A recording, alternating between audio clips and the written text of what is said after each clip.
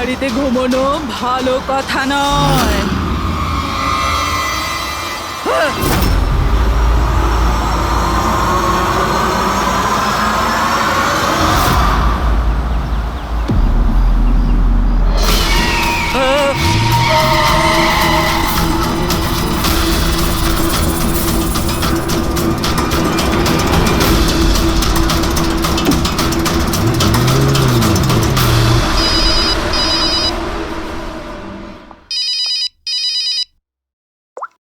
হ্যাঁ বিনীত, লীলা help me, লীলা লীলা help me. কি হয়েছে বিনীত? তুমি এত টেনশনে কেন? লীলা এরা আমাকে মেরে ফেলবে। লীলা, কে মেরে ফেলবে বিনীত? তুমি কার কথা বলছো? লীলা আই থিংক আমি জীবনে আর কখনো তোমার সাথে দেখা করতে পারবো না। লীলা, বিনীত বাজে বকা বন্ধ করো। কোথায় তুমি? তোমার এক্সাক্ট লোকেশন বলো। আমি বাস স্ট্যান্ড রোডে আছি, পুরনো পোস্ট অফিসের কাছে। বিনীত একটা কাজ করো, তুমি ওখানেই থাকো, আমি ট্যাক্সি নিয়ে এক্ষুনি তোমাকে ওখানে নিতে যাচ্ছি। হ্যালো লীলা। হ্যালো বিনীত, তুমি ঠিক আছো? আরে এই ফোনটাও না। হ্যালো লীলা। এই ফোনটাও এক্ষুনি কাটার ছিল।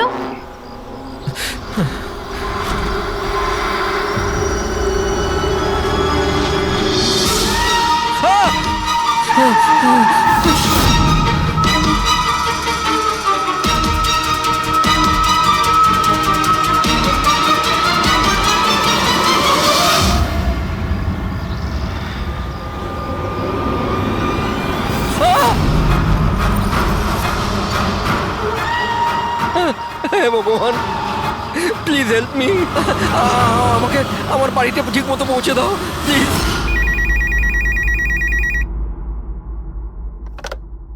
Hello, CID bureau. Hello ma'am, ma'am please আমাকে হেল্প করুন। ম্যাম আমার স্বামী এই মুহূর্তে খুব বড় বিপদের মধ্যে আছে। কি স্যার, কি হয়েছেটা কি ওনার? ম্যাম ওর প্রাণ সংশয় হয়েছে, কেউ ওকে মারতে চায়। ম্যাম প্লিজ ওনাকে বাঁচিয়ে নিন ম্যাম প্লিজ। উনি কি এখন আপনার সঙ্গেই আছেন? না ম্যাম, ম্যাম এই মুহূর্তে উনি ওনার গাড়িতে আছেন, ওই সাব স্ট্যান্ড রোডের পাশে পুরনো যে পোস্ট অফিস আছে ওখানে। আচ্ছা শুনুন ম্যাম, দেখুন আমাদের দুজন অফিসার ওই এরিয়াতেই আছে। আপনি আপনার গাড়ির ডিটেলসটা বলুন। হোয়াইট ব্যাস্টার আছে আর গাড়ির নাম্বার হলো 2536। ম্যাম ওনাকে আপনি বাঁচিয়ে তো নেবেন ম্যাম। আপনি চিন্তা করবেন না, আপনার হাজবেন্ডের কিচ্ছু হবে না। ওকে, প্রবীর, অভিজিৎকে ফোন করো আর ওকে গাড়ির ডিটেলসটা দিয়ে দাও। ওকে বলো যে ব্যাপারটা আর্জেন্ট।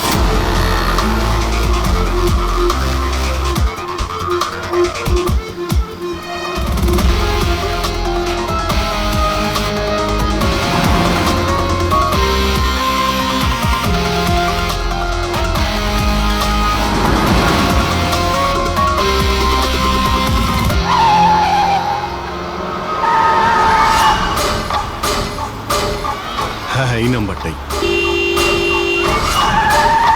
ও গাড়ি এইভাবে কেন চালাচ্ছে? এ তো অ্যাক্সিডেন্ট করে দেবে।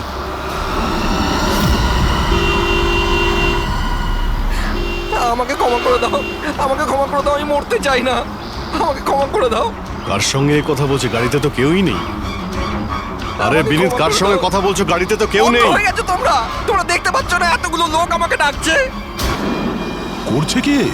আমাকে ক্ষমা করে দাও, আমি মরতে চাই পাগল না। হয়ে গেছে মনে হচ্ছে। বিনীত, বিনীত, বিনীত, তোমার অ্যাক্সিডেন্ট হয়ে যাবে, গাড়িটা থামাও বলছি।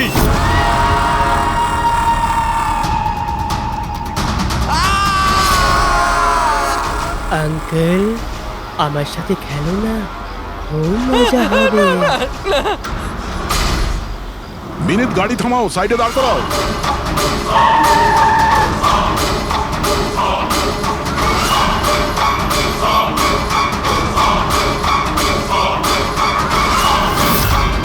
দাঁড়িয়ে যাও।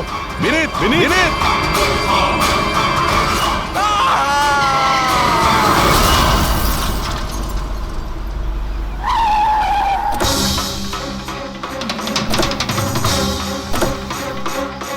বিনীত, ও নো, এ তো মারা গেছে। স্মেল আসছে।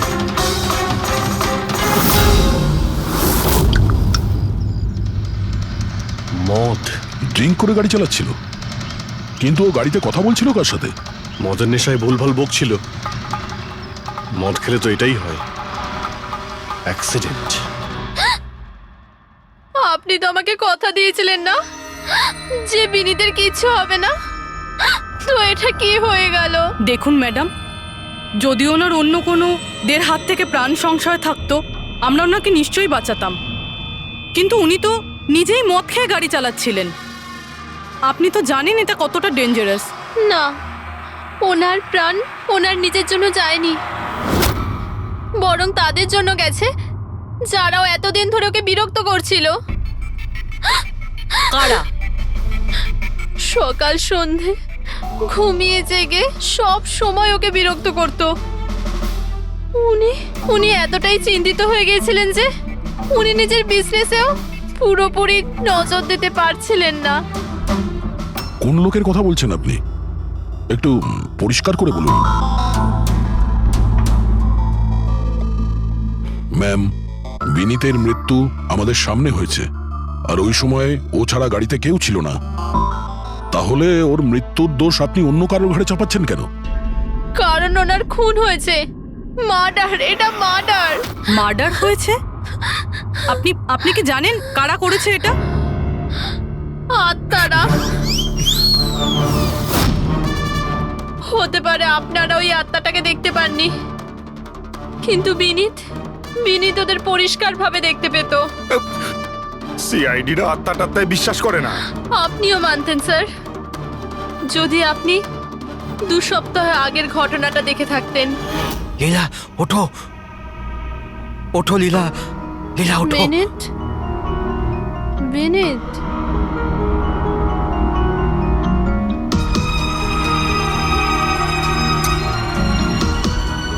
বিনীত,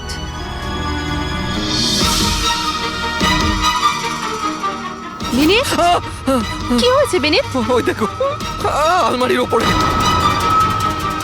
কি আছে ওখানে বিনীত? লীলা, আলমারির উপরে কেউ আমাকে দেখছে, আমাকে শুতে দিচ্ছে না। বিনীত, ওখানে কিচ্ছু নেই, কিচ্ছু নেই।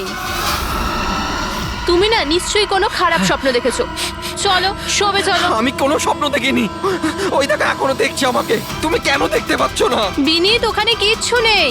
তোমার শরীর ঠিক নেই বিনীত, চল তুমি এসে শুয়ে পড়ো। চলো, কিচ্ছু নেই বিনীত। তুমি না খারাপ স্বপ্ন দেখেছো, তার জন্য এরকম হচ্ছে। সরি, আমাকে ক্ষমা করে দাও প্লিজ। 1 মিনিট। আর এই বিনীত কি কারণে ক্ষমা চাইছিল? এটা তো আমিও জানি না স্যার। বিনীত কাজ কি করতো? স্যার, ওনার কোম্পানি হসপিটালে মেডিকেল ইকুইপমেন্ট সাপ্লাই করতো। আপনি শিওর যে ওই বিনীতকে খুন আত্মাই করেছে? স্যার, আমার আগে তো এটা মনে হয়নি, কারণ না তো আমি কোনোদিন কোনো আত্মা দেখেছি, আর না কোনোদিন কোনো আওয়াজ শুনেছি। কিন্তু পরে আমার বিনীতের কথাই বিশ্বাস হতে লাগলো যে ও সত্যি কথা বলছে।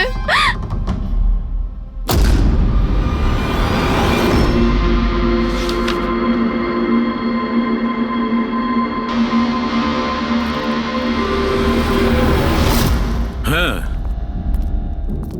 বস, এর মৃত্যুর একটাই কারণ চোখে পড়ছে, এর মাথার ওপর লাগা আঘাতটা, যেটা অ্যাক্সিডেন্টের কারণে লেগেছে। ঠিক তো ডক্টর সালুকে? আর কোনো কারণ নেই তো?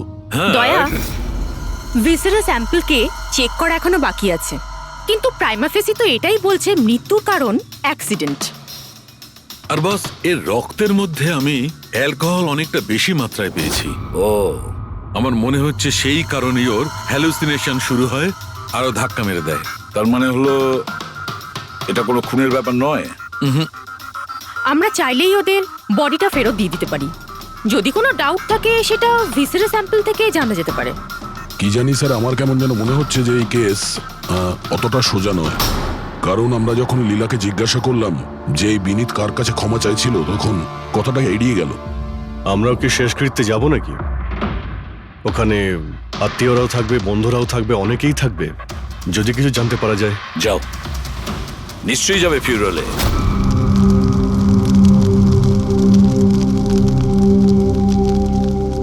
ঠিকই হয়েছে, মরে গেছে। খারাপ লোকেদের সাথে এটাই হওয়া উচিত। তুমি একদম ঠিক বলেছ, এই ধরনের লোকের এরকমই মৃত্যু হওয়া উচিত। ব্যাস, আর ওই দিনটার অপেক্ষা করছি যেদিন ওই দুজনেরও চিতা জ্বলতে দেখব। ওই দিন আমি তোমাদের দুজনকে অনেক বড় পার্টি দেব।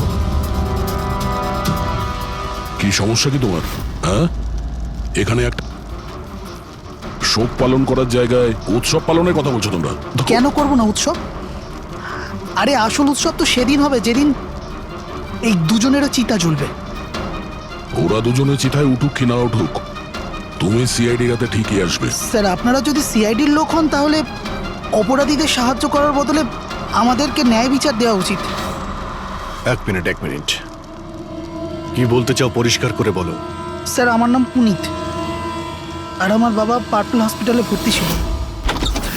ভেন্টিলেটরে ছিলেন। ডাক্তারবাবু, নার্স, ডাক্তারবাবু কোথায়? Relax. আমার বাবা মারা যাবে এক্ষুনি। প্লিজ ডাক্তারবাবুকে বলুন। কি হয়েছে? কেন চিৎকার করছেন? চিৎকার করবো না তো কি করবো? আমার বাবা ওখানে মারা যাচ্ছে, আর আপনাদের স্টাফ এখানে বসে মাছি মারছে। আপনি আগে শান্ত হন প্লিজ। আপনি পেশেন্টের কাছে যান, আমি দেখছি। তাড়াতাড়ি করুন প্লিজ। হ্যাঁ, ম্যাম, একটা ঘটনা ঘটে গেছে। কি সমস্ত হয়েছে? ভেন্টিলেটর এক এক করে বন্ধ হচ্ছে। কি? হ্যাঁ ম্যাডাম, আমাদের দুজন ডাক্তার ম্যানুয়ালি অক্সিজেন দেওয়ার চেষ্টা করছে। ম্যাডাম, সবার সাথে এরকম হওয়াটা ঠিক নয়। যদি ভেন্টিলেটর ঠিক না হয় তাহলে পেশেন্টরা মরে যাবে। আরে আস্তে বলো। আরে এটা হসপিটালের রেপুটেশনের ব্যাপার। এটা যদি পেশেন্টের বাড়ির লোকেরা জানতে পারে না তাহলে একটা ঝামেলা হয়ে যাবে। ডক্টর, আপনারা প্লিজ 2 মিনিট সময় দিন, আমরা সলিউশন বার করছি। ম্যাম, এক এক করে সব ভেন্টিলেটর বন্ধ হয়ে যাচ্ছে। তুমি যাও, বাকি ওয়ার্ডসগুলো চেক করো, যাও। Okay ma'am. আরে ওই আমাদের সাপ্লায়ার বিনীতকে ফোন করো না, ওই সব কিছু ব্যবস্থা করে দেবে। প্লিজ টেনশন নেওয়ার কোনো ব্যাপার নেই। ডক্টর মেহেক, হচ্ছে কি এসব? স্যার ভেন্টিলেটর সব বন্ধ হয়ে গেছে স্যার। আপনারা প্লিজ শান্ত হন, আমি কথা বলছি। স্যার, এক এক করে সমস্ত ভেন্টিলেটর বন্ধ হয়ে যাচ্ছে স্যার। কি, এটা কিভাবে হতে পারে? তো কোনো হসপিটালে ফোন করো না, ওখান থেকে আনাও। আরে রাজা, ফোন লাগাও। আর মেহেক, একটা কাজ করো, এখানে যে টেকনিশিয়ান আছে ওকে ডাকো। রাজা, কি হলো তোমার? তুমি কি শুনতে পাচ্ছ না স্যার কি বললেন? আপনারা কি ডিসকাস করে টাইম ওয়েস্ট করছেন? আমার বাবা মারা যাবে ওখানে। আপনি প্লিজ একটু শান্ত হন, আমরা এক্ষুনি যাচ্ছি please. Ma'am, sir, ma'am, very bad news. দুটো পেশেন্টের জীবন চলে গেছে। 5টা পেশেন্ট খুব ক্রিটিক্যাল অবস্থায় আছে। স্যার, আজ আমাদের পরিবারের লোক আমাদের সাথে নেই। এর জন্য দায়ী শুধুমাত্র এই 3 জন লোক, বিনীত, মেহেক আর রাজা। আচ্ছা, এই বিনীত তো ইকুইপমেন্ট সাপ্লাই করতো, তাই না? হ্যাঁ স্যার। আর বাকি দুজন? স্যার, যেদিন এই ঘটনাটা ঘটেছিল সেদিন মেহেক ডক্টর ইনচার্জ ছিল, আর রাজা হসপিটালে অ্যাডমিন সামলাতো। আচ্ছা, এনারা দুজনই কি শুধু হসপিটাল থেকে এসেছেন নাকি ওখান থেকে আরো অনেকে এসেছেন? এসছে স্যার, ওই হেড নার্স পরিণীতা, ওই শেখর যে মেনটেন্যান্সে ছিল, আর উনি ডক্টর কেদার, এই হসপিটালের মালিক। ঠিক আছে, এখন শান্ত হয়ে যাও। আমরা এই মামলার গভীরে যাব। যদি তোমার বাবার সঙ্গে কোনো অন্যায় হয় তো ন্যায় বিচার তুমি নিশ্চয়ই পাবে।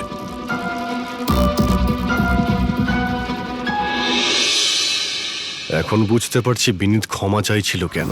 আমাকে ক্ষমা করে দাও, আমি মরতে চাই না, আমাকে ক্ষমা করে দাও। আর এটাও বুঝতে পারছি যে বিনীতের মৃত্যুতে সবাই এত খুশি কেন। তার মানে বিনীতের মৃত্যুর কারণ যে কেউ হতে পারে।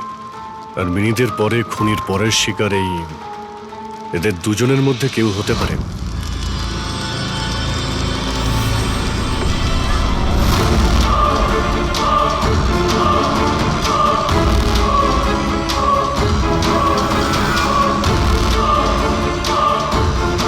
আমাকে ক্ষমা করে দাও।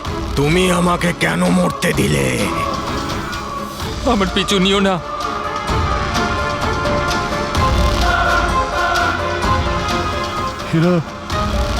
এরা কথা কার সঙ্গে বলছে? আমার পিছু নিও না। আর সেই কাল্পনিক লোকগুলোর সঙ্গে যার সঙ্গে বিনীত কথা বলছিল। চাইলে তুমি আমাকে বাঁচাতে পারতে, কেন মরতে দিলে আমাকে? এবার তুমিও মরার জন্য তৈরি হয়ে যাও। আর এই মহিলারও একই কেস মনে হচ্ছে। ছাড় আমায়, ছাড় আমায়, আগুনের দিকে টানিস না। আমার কোনো দোষ নেই এতে। ছাড় ছাড় ছাড় ছাড় আমায়, ছাড় আমায়, ছাড় ছাড়, টানিস না আমায় আগুনের দিকে, ছাড়। আরে কি করছো নাকি? কি করছো? এদিকে এসো। আরে তুমি কি করছিলে? হ্যাঁ,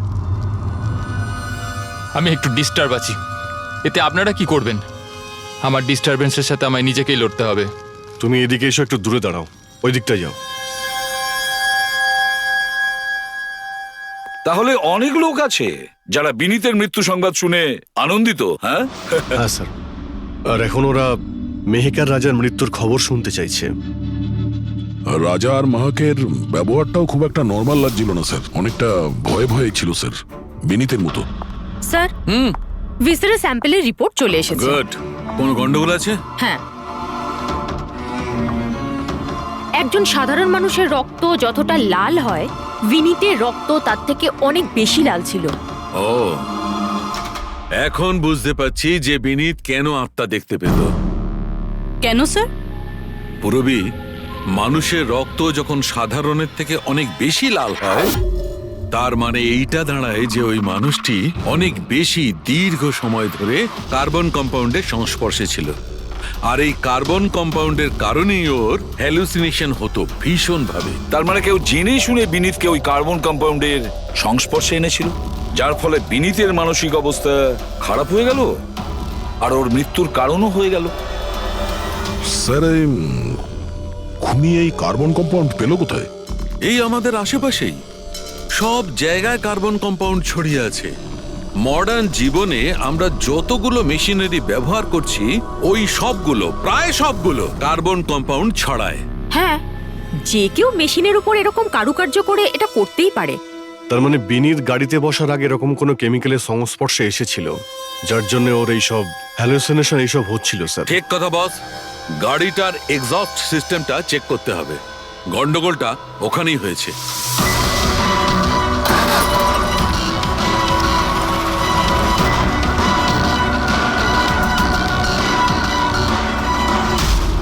সালুঙ্কে স্যার তো ঠিকই বলছিলেন স্যার, পেট থেকে তো কেমিক্যাল বেরিয়ে আসছে। একটা কথা তো তাহলে ঠিক পঙ্কজ, ওই আত্মা টাত্মা বলে কিচ্ছু ছিল না। হ্যাঁ স্যার, তার মানে এখন খুনির নিশানায় দুজন রয়েছে, রাজা আর মেহেক।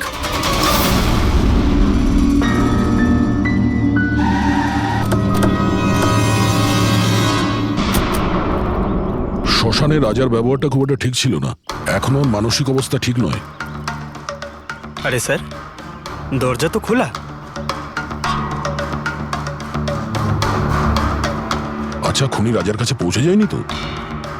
এসব কি হচ্ছে? ক্যান্ডেলস,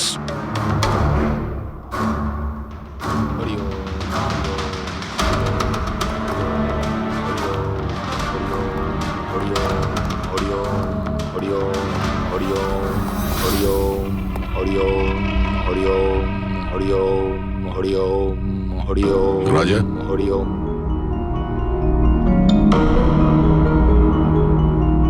এখন ঠিক আছো?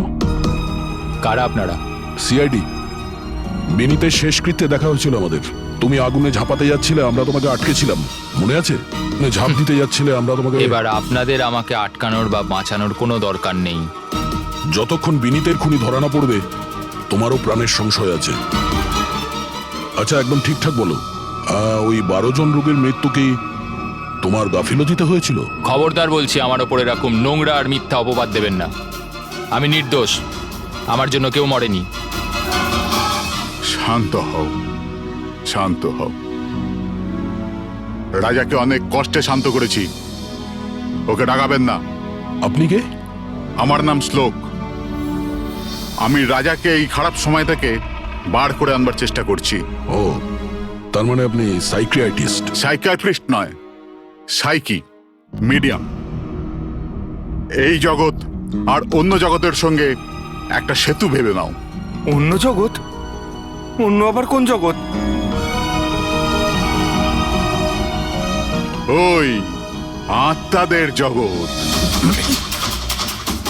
যদিও আমরাও একটা মাধ্যম, অপরাধ দুনিয়া থেকে নিয়ে জেলের ভেতর গারদের পেছনে পৌঁছানোর পুল। আপনারা আমাকে জেলে পাঠাবার চেষ্টা করছেন কেন? আমি তো রাজাকে আত্মাদের থেকে বাঁচাবার চেষ্টা করছি। রাজাকে আত্মার থেকে নয়, কেমিক্যাল পয়জন থেকে বাঁচানোর দরকার। আর বন্ধ করো তোমার এই ঢং, বুঝেছো? স্যার, ও কোন দিকে ইঙ্গিত করছে? ওই বুড়ো লোকটার দিকে, যে এসির নিচে দাঁড়িয়ে রয়েছে। ও কার কথা বলছে? আমি তো কাউকে দেখতে পাচ্ছি না। আমিও দেখতে পাচ্ছি না। মানুন বা না মানুন, এই ঘরের মধ্যে কোনো শক্তিশালী আত্মা আছে যে রাজার ক্ষতি করতে চাইছে। এক্ষুনি জেনে যাবেন।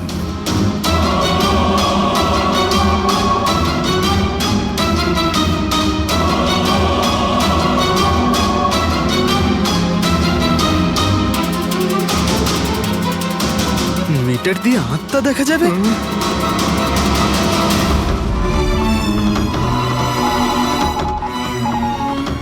দেখলেন, ওই আত্মাটা এসির পাশেই আছে। আমার ইএমএফ মেশিন মিথ্যে বলবে না।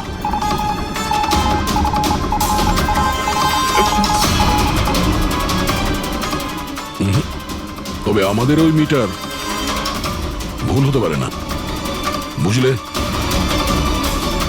ফ্রেডি? মনে হচ্ছে রাজার ও কার্বন কম্পাউন্ডের অ্যাকশন ওর গাড়ির থেকেই হয়েছে। একটা কাজ করো, এই মিটারটা নিয়ে যাও, ওর গাড়িটা চেক করো। ফ্রেডি। পঙ্কজ, তাহলে বলো, তুমি বিনীতের ফিউরিনালে কি দেখেছো? আমি কাউকে দেখিনি, আমি কিছু দেখিনি। মিথ্যা কথা বলো না। যদি কিছু দেখেই না থাকো তাহলে পালালে কেন? আমি মিথ্যে বলছি না, আমি সত্যি কাউকে দেখিনি। আচ্ছা, হাসপাতালে যে 12 জন মারা গিয়েছিল সেটা কি তোমার গাফিলতির জন্যই হয়েছিল? আমার গাফিলতিতে? দেখুন, আমার দ্বারা যতটা সম্ভব আমি সব চেষ্টা করেছি। আমি ডাক্তার কেদারের সঙ্গে কথা বলেছিলাম, কিন্তু উনি তো কোনো অ্যাকশনই নিলেন না। তাহলে আমি আর কি করতে পারি? আচ্ছা, তার মানে হলো এটা ডক্টর কেদারের ভুল। ওনার থেকেও তো বেশি দোষ ছিল ওই রাজা। ওর একবার দেখা উচিত ছিল যে ভেন্টিলেটরস গুলো কাজ করছে কি না, ওগুলো সময় মতো সার্ভিসিং হচ্ছে কি না। তাহলে কি দোষী রাজা?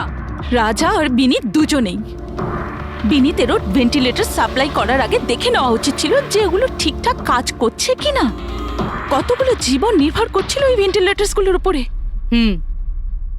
মনে হচ্ছে রাজা আর বিনীতের জন্য তোমার মনে অনেক রাগ আছে। বিনীতের মৃত্যুতে নিশ্চয়ই খুশি হয়েছো তুমি? এটা কি বলছেন আপনি? একদমই না। আমি একজন ডক্টর, আর আমার কাজ হলো একজন পেশেন্টের জীবন বাঁচানো। কারণ মৃত্যুতে আমি কি করে খুশি হব?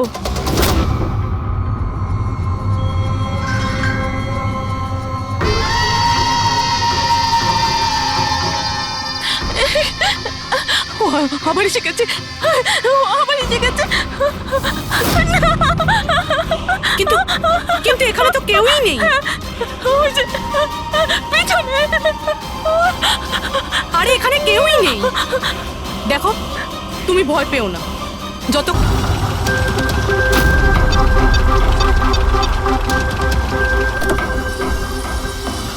গাড়ির এসিতে তো কার্বন কম্পাউন্ড নেই।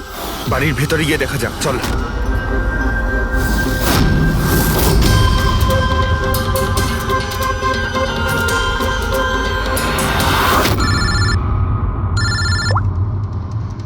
হ্যাঁ পূরবী, মেহেকের বাড়িতে কোনো কেমিক্যাল পাওয়া যায়নি? ঠিক আছে, যতক্ষণ ওই খুনি ধরা না পড়ে ততক্ষণ তুমি ওর সঙ্গেই থাকো, ঠিক আছে? স্যার, হ্যাঁ, কার্বন কম্পাউন্ড এখানে কোথাও নেই। কোথাও কোনো কেমিক্যাল পাওয়া যাবে না। বিজ্ঞানের জগৎ আর কেমিক্যালের জগতের বাইরেও আর একটা জগৎ আছে। মানুন অথবা না মানুন। চুপ, মুখ বন্ধ। যতক্ষণ বলতে না বলবো মুখ খুলবে না। রাজাবাবু, আপনার ভয়ের কোনো কারণ নেই। আমরা আছি এখানে। যতক্ষণ না ওই খুনি ধরা পড়বে, সিআইডি আপনার সঙ্গেই আছে। আমার সিআইডির দরকার নেই। ইনি রয়েছেন না আমার সুরক্ষা করার জন্য। আরে এটা কিভাবে সম্ভব? না রাজার বাড়িতে কেমিক্যাল পাওয়া গেছে আর না মেহেকের বাড়িতে পাওয়া গেছে। এটা কি করে সম্ভব? স্যার, আমরা রাজার বাড়িটাকে ভালো করে চেক করেছি, এক একটা কোণা দেখেছি, ওই গাড়িটাও চেক করেছি, কোথাও কিছু পাওয়া যায়নি। হ্যাঁ, কিন্তু দয়া, যদি কোনো কেমিক্যাল ব্যবহারই না হয়ে থাকে তাহলে রাজা আর মেহেকের হ্যালুজিনেশন হলো কি করে? কোনো তো একটা কারণ থাকবে। আর স্যার, যেভাবে বিনীতের কারের এসিতে কেমিক্যালের ব্যবহার করা হয়েছে, এটা কোনো আনপ্রফেশনাল কেউ করেছে বলে আমার মনে হয় না। একটা কাজ করা যাক, যারা মারা গেছে তাদের বাড়িতে দেখো, হয়তো কেউ থাকতে পারে যে কেমিক্যালের বিষয়ে খুব ভালো করে জানে, বা কেউ কেমিক্যালের এক্সপার্ট। আর হ্যাঁ, হসপিটালের ওই স্টাফকে ডাকো। চিফ নার্স যে আছে না, হেড নার্স পরিণীতা, আর হেড টেকনিশিয়ান শেখর, আর মালিক কেদার, তিনজনকেই ডাকো। স্যার। দেখা যাক।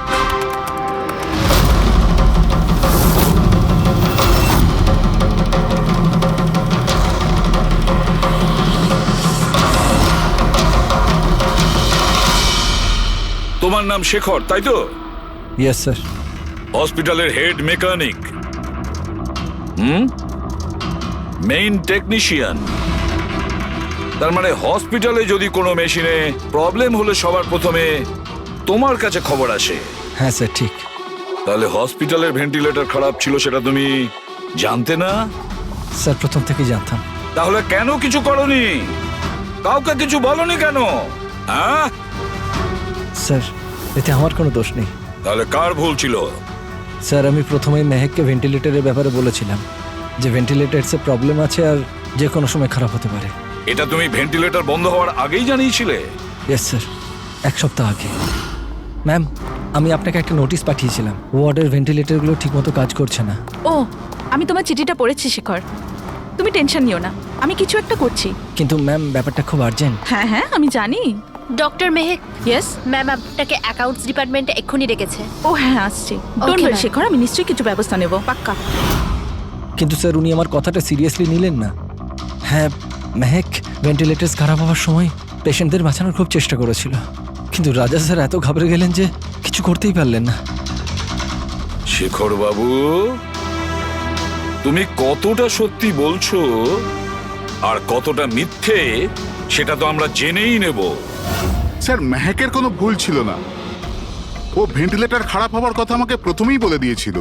তারপর আপনি কি করলেন? স্যার, আমি হসপিটালের অ্যাডমিন হেডকে বলে দিয়েছিলাম, রাজাকে, কারণ হসপিটালের যতগুলো মেশিন আছে সেগুলো দেখাশোনার দায়িত্ব অ্যাডমিন হেডেরই। তাহলে এই সমস্ত কিছু আপনি রাজাকে বললেন আর আপনার দায়িত্ব শেষ হয়ে গেল। আপনি তো এই হসপিটালের মালিক, তাই না? তাহলে এভাবে দায়িত্ব শেষ হয়ে যায় কি করে আপনার? স্যার, আমি আমার দায়িত্ব পালন করেছি, সেই জন্য তো আমি নিজে গিয়েছিলাম রাজার কেবিনে। রাজা। হ্যাঁ স্যার। এসব কি করছো? আরে এগুলো দরকারি নয়। এতগুলো রোগীর শ্বাস প্রশ্বাস ভেন্টিলেটরের সাহায্যেই চলছে, আর তুমি এখানে বসে আছো। আরে কিছু করো। হ্যাঁ স্যার, আমি এক্ষুনি সাপ্লাইয়ের সাথে কথা বলে ভেন্টিলেটর চেঞ্জ করে দিচ্ছি। প্লিজ প্লিজ তাড়াতাড়ি করো। স্যার, আমি বুঝতে পারছি না যে ও ভেন্টিলেটর কেন পাল্টালো না। আমি অবাক হচ্ছি স্যার যে কেউ কেদারবাবুর দিকে আঙুল তুলছেন না। সবাই রাজা, বিনীত আর মেহেকের পিছনে পড়ে আছে। সেটাই মেহেকের তো, পিছনে পড়ে হসপিটালের মালিক না কেদার বাবু? তাহলে এই সমস্ত কিছুর দায়ভারও কেদার বাবু আপনার। কিন্তু স্যার, এবার আমি নিজে গিয়ে তো ঠিক করতে পারি না ভেন্টিলেটর। স্যার, আমার কাজ হলো কনসার্ন ডিপার্টমেন্টকে ইনফর্ম করা, আর আমি সেটা করে দিয়েছিলাম। বরং আমি বিনীতের সঙ্গে নিজে কথা বলেছিলাম। আমি ওকে বলে দিয়েছিলাম যে যদি এগুলো রিপেয়ার করা যায় তো রিপেয়ার করুক, না হলে চেঞ্জ করে দিক। কিন্তু ও কোনো অ্যাকশনই নিল না। এ কোনো অ্যাকশন নেয়নি, সে কোনো অ্যাকশন নেয়নি। আপনি কি অ্যাকশন নিয়েছিলেন? আর দোষ দিচ্ছেন বিনীতকে, যে কিনা মারা গেছে, বা রাজার, যে উত্তর দেওয়ার পরিস্থিতিতে নেই। স্যার, যেটা সত্যি ছিল ওটা আমি আপনাদের বলে দিলাম। সেটা এবার মানবেন কি মানবেন না স্যার, আপনাদের ব্যাপার। পরিণীতা স্যার। হসপিটালের হেড নার্স, তাহলে তুমি হসপিটালের ব্যাপারে নিশ্চয়ই সবকিছু জানো। হ্যাঁ স্যার। তাহলে এবার সত্যি করে বলো, এই যা কিছু হয়েছে কার গাফিলতির কারণে হয়েছে? তাড়াতাড়ি বলো। হ্যাঁ স্যার, বলছি। আমার সাথে বিশ্বাসঘাতকতা করার চেষ্টা করো না রাজা। আর হ্যাঁ, যদি মেশিনে কোনো ফিজিক্যাল ড্যামেজ থাকে তাহলে সেটা ওয়ারেন্টিতে আসে না। যদি তোমার নতুন ভেন্টিলেটর চাই তাহলে তোমাকে পুরো কস্ট পে করতে হবে, বুঝেছো? আমি তোমার থেকে বাজে লোক আজ অব্দি আমার জীবনে দেখিনি। এবার থেকে না তো আমাদের হসপিটাল তোমার থেকে কিছু কিনবে, না তো শহরের আর কোনো হসপিটাল। শোনো, এসব হুমকি অন্য কাউকে দেবে। তুমি জানো না আমি কে, যা করার করে নাও।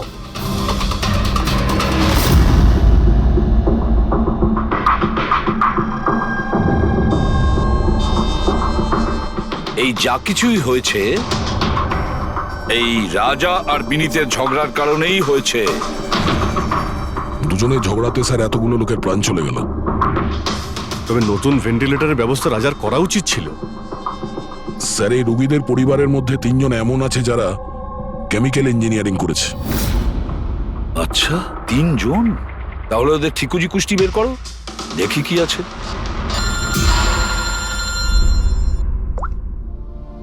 Hello ACP Pradyuman. হোয়াট? ঠিক আছে, আমরা এক্ষুনি পৌঁছচ্ছি। কি হয়েছে স্যার? রাজা মারা গেছে।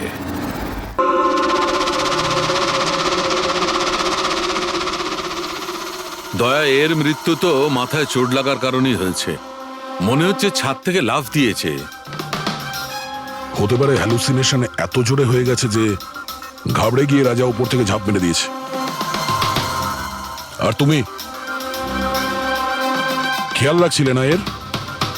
এই খেয়াল রেখেছো তুমি? হ্যাঁ স্যার, রাজা তো একদম শান্ত হয়ে শুয়ে পড়েছিল। আমি কি করে জানবো যে হঠাৎ করে উঠে পড়বে আর আত্মহত্যা করে ফেলবে? যখন এটা হয়েছিল তুমি কোথায় ছিলে? হ্যাঁ স্যার, আমি অন্য ঘরে শুয়েছিলাম। তখনই আমি রাজার জোরে জোরে চিৎকার শুনলাম। আমি এই আত্মাদের সহ্য করতে পারছি না, আমার নিস্তার চাই, মুক্তি চাই। আর যতক্ষণ আমি ওর কাছে পৌঁছবো ততক্ষণ ও ছাদ থেকে পড়ে গেছে। বাহ, কি অদ্ভুত ব্যাপার!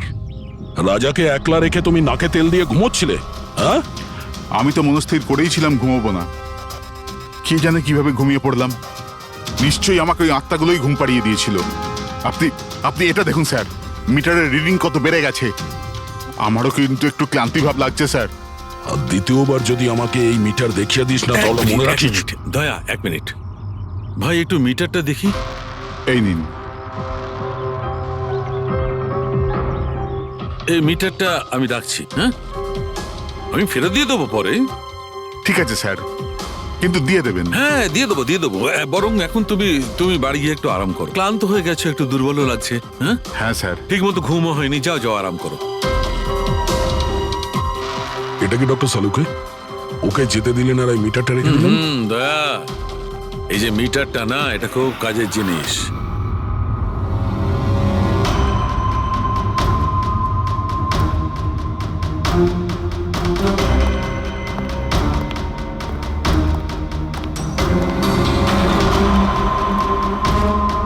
এই ঘরটা চেক করছি।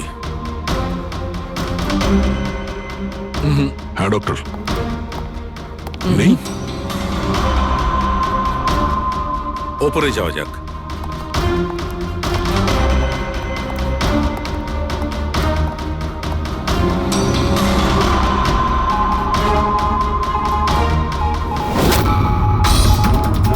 আরে সালুঙ্কে স্যার, সাবধানে! এই নিডলটা তো একেবারে জঙ্গলি ঘোড়ার মতো দৌড়চ্ছে। মাই গড, আমরা এখানে এইভাবে দাঁড়িয়ে থাকতে পারি না দয়া। আমাদের প্রোটেক্টিভ পোশাক পরতে হবে। Protective gears? ওটা কি কারণে ডক্টর? আরে দয়া, আমাদের সুরক্ষার জন্য।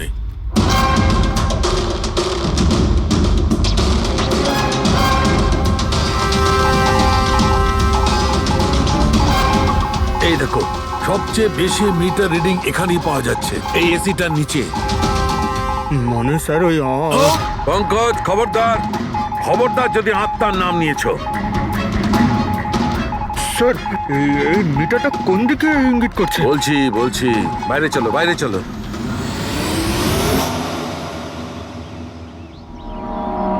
দেখেছো দয়া, এটা হচ্ছে ইএমএফ, ইলেকট্রোম্যাগনেটিক ফিল্ড ডিটেক্ট করে এটা। Electromagnetic fields?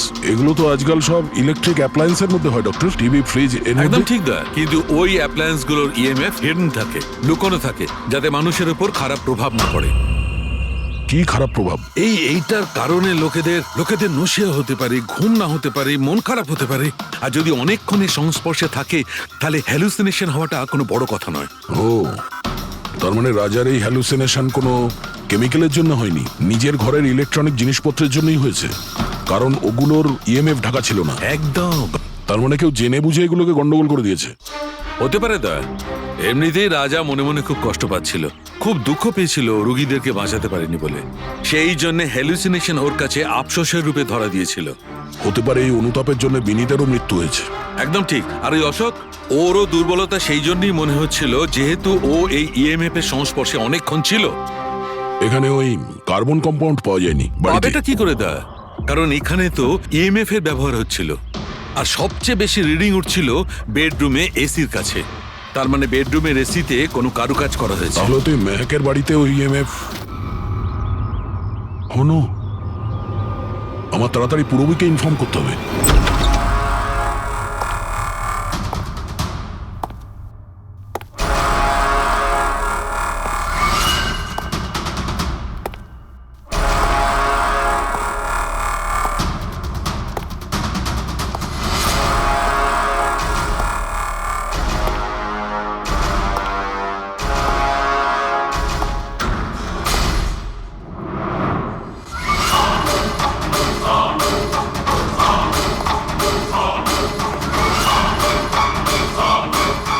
আমাকে একবার মেরে শান্তি হয়নি তোমার? আমাকে আবার মারতে এসেছো?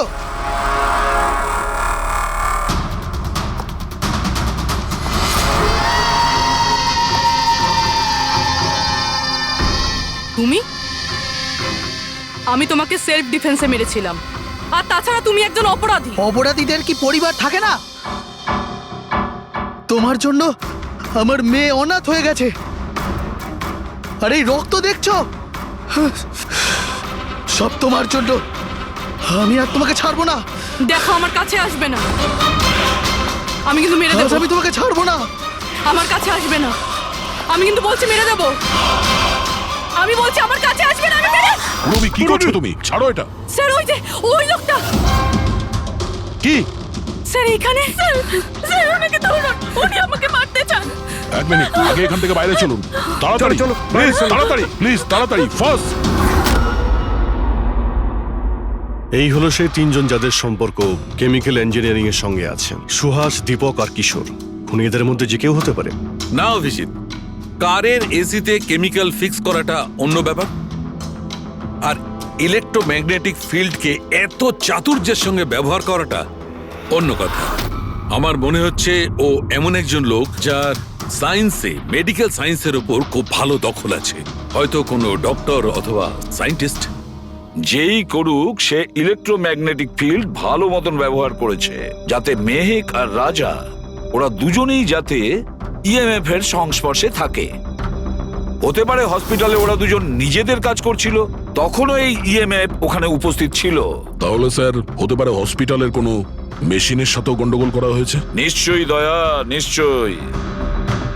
আর এটা ওই করেছে, হসপিটালের ভেতরেরই কেউ। তাহলে এই হলো সেই জায়গা যেখানে মেহেক আর রাজা বসতো। হ্যাঁ স্যার।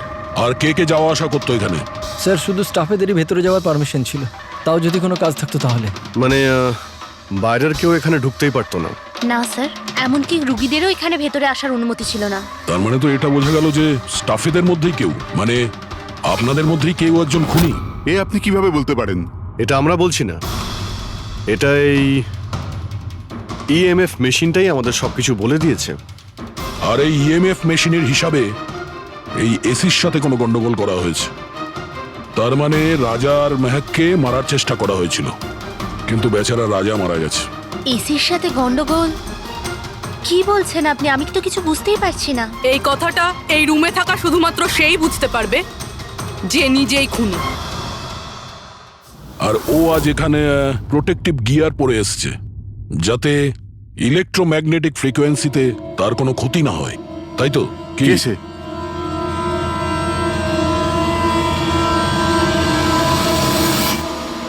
এদিকে এসো।